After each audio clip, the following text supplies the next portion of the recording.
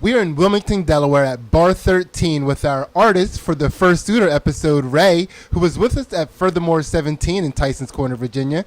What were you inspired to create? I really got a sense of the belonging and family. So I decided to write a poem about that sort of feeling of belonging and what the furry fandom can do to help enhance that. Okay. All right, and you're already prepared to read your piece? Yes. You don't need any cat ears or a tail or anything? No, I always carry the animal within me, so. All right. Come run the wild paths and sing the song of pack, of flock, of herd, of home. Let him come on hoof and paw. Let her ride on wind and wave.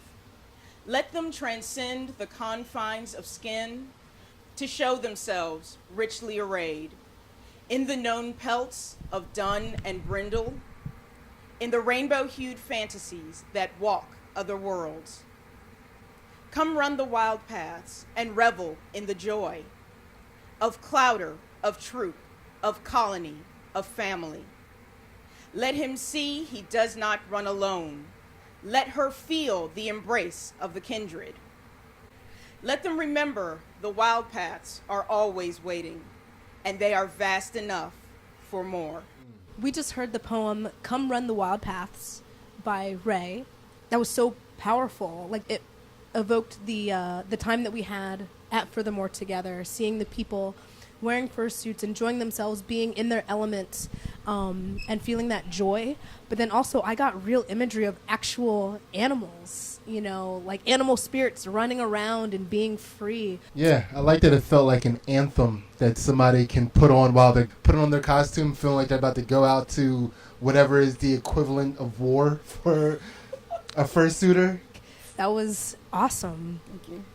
Yeah, thank you. Is there anything else you'd like to say about how that came to you? As usual, I'll just be thinking about something and then a line will form itself. And the first line to form was come run the wild paths. And I just really started thinking about how for many of the people who go to furry conventions or who are in the furry community, that animal self, it's already part of them and they acknowledge it. As anyone who knows me knows, I love animals, and seeing some of myself in them, seeing some of them in myself.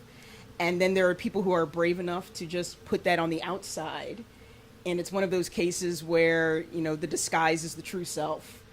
And I just started thinking more about that. And it's like, this is the way they decide to present themselves to the world, no matter what anybody thinks. And so there are certain things like, for me, the wild path is not only that animal sort of thing, but it's also being brave enough to walk a path that somebody is like, oh, that's weird. Why are you doing that? Aren't you worried people are going to think ill of you to do that?